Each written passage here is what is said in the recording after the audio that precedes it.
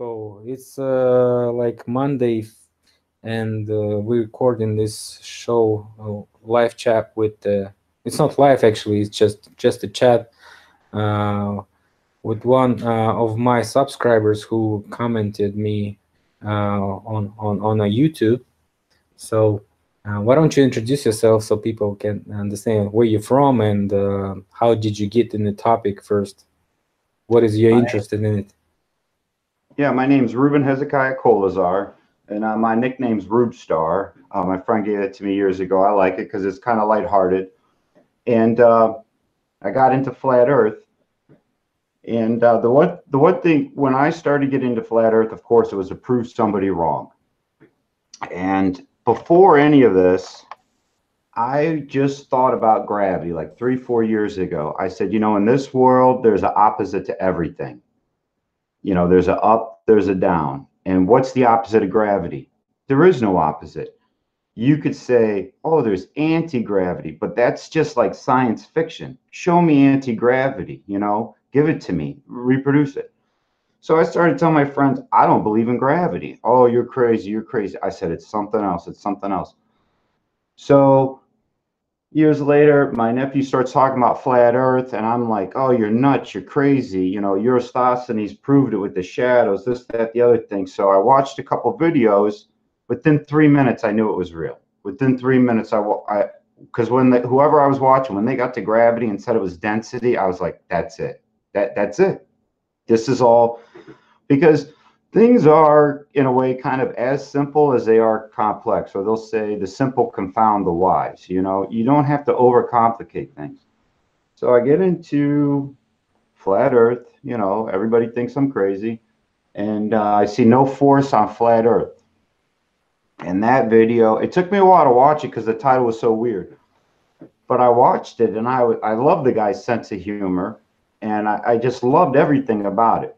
I was kind of suspicious about how he talked about the nuclear wars in Russia years ago because I was very suspicious of the nuclear whole story. I seen I forget his name, Galen Windsor or something like that would eat the uranium. There's YouTube videos of him, and he's saying, it's a big nothing.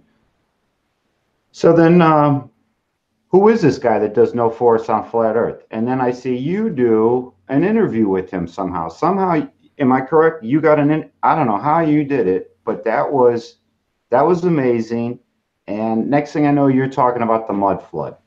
And just like everything else, yeah, you walk by buildings. Why are the windows so low? It doesn't make any sense at all. So I've been following you for as long as you interviewed that guy. I don't know his name. David. And David. David. And I think I was watching a John Levy video talking about Soldier Monument. I live in Nelson's Ledges, which is in Portage County, Northeast Ohio, America.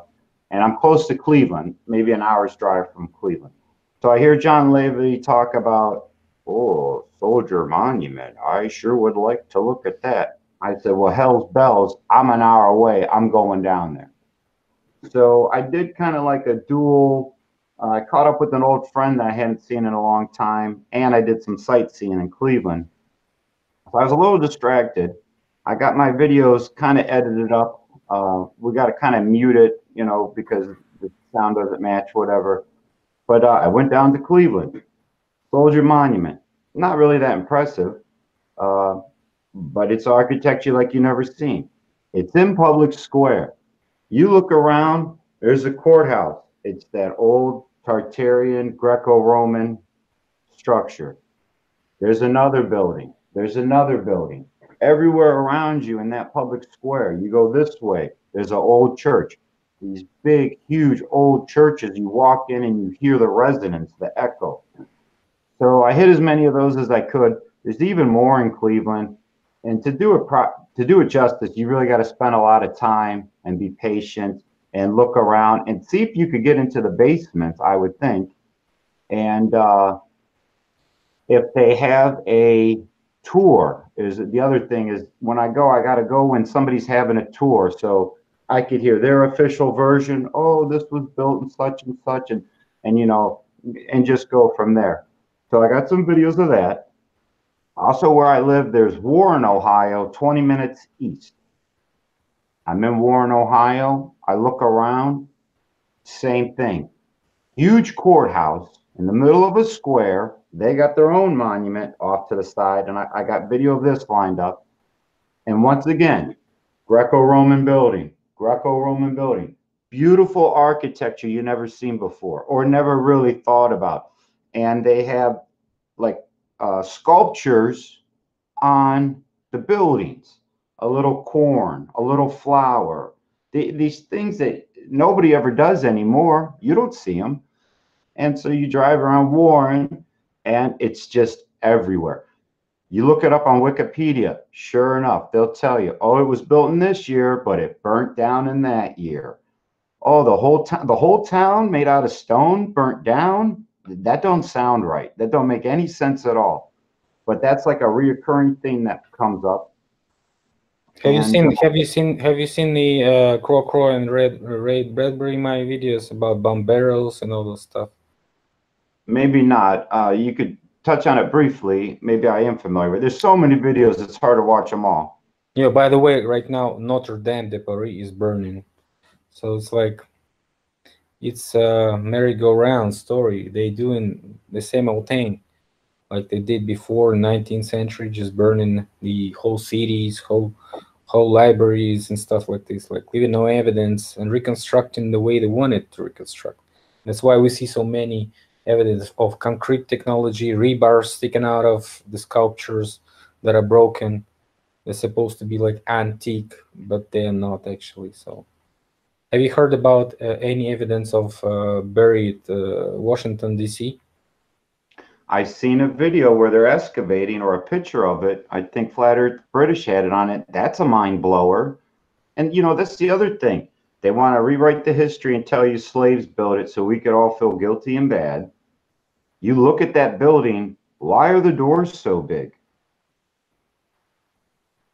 It doesn't make any sense. And they tell us, oh, Thomas Jefferson, great patriot, he designed it, he built it, you know, blah, blah, blah, blah, blah. I don't buy it. And I wouldn't mind going to all the capitals or even just viewing them, you know, online and just seeing that reoccurring theme. And okay, so like, is there a capital in Hawaii? You know, the United States, we took over Hawaii in 1950 or something like that. Do they have a capital there? Is it that same style? Did we try to imitate that style? Or, you know, I don't know. I would have to check, but these are the kind of things that interest me. Also, yeah. I'm really into astrology. I'm going to hold up the cover of this book because it's really interesting. It's kind of a flat earth cover on this book. It's like a Rosicrucian symbol. I'm sure you've seen it before. And see if I can get that. But it's there it is. You see the guy sticking his head out from underneath the clouds? That's it. And so you were kind enough to give me your birthday. And the most interesting thing to me about you is you're on the karmic path of solution, which means in your past life, if you buy into this stuff, you were a Pisces 2, meaning the moon's south node was in Pisces 2, which is the week of the loner, which is kind of a tortured, suffering, isolated personality. So for you to fulfill your destiny, you have to go to the north node, so to speak, and be a Virgo 2, which is the week of the enigma or the puzzle. And in conclusion, you're on the karmic path of solution, meaning people born in your 4-month period time are excellent problem solvers. And that's what gives you joy. So I thought that was really interesting because a lot of stuff I watch from you, you have a very unbiased view of stuff and you have an extremely skeptical mind, you know, just the facts. Just give us the facts. And so I just thought that was really interesting. So I wanted to point that out and give you kudos. Yeah, all this stuff about astrology is like, you know, reading the same book but interpreted by different people in many different ways. And the comments list is so big, and that you read the whole list and you obviously find something about yourself, because it's just, you know, enormous amounts of information about each and everything. If you go to specification of different dates, months and stuff and periods and all this, you know. I think it's very good knowledge, because India even has it as a government agency. So like they have a government agency about astrology. So it's like, and they also prove that this ideology is being promoted, because it's still alternative, but it's accepted alternative. But on the other hand, we have the same type of calendars, like in Aryan calendar, which has the same, pretty much same structure, also with the totems, not the signs like Geminis and, you know, Aquarius, but the totems like wolf, bear, uh, eagle, and stuff like this. So it's like more closely to what you know from North American Indians. Like their totems are pretty much the same that we have in Russia, in Asia, and all this stuff. So it's like more kind of, you know, more original um folks calendar.